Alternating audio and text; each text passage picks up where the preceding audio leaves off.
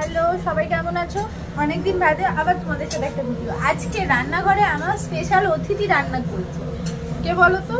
দেখো, তোমরা কিন্তু প্রায় চেনো। দেখ এদিকে, দেখ বাবু, ও রান্না করছে। অ্যাকচুয়ালি রান্না করছে চিকেনটাও কিভাবে বানিয়েছে তোমাদের সাথে পুরোটাই শেয়ার করবো আমি, ঠিক আছে?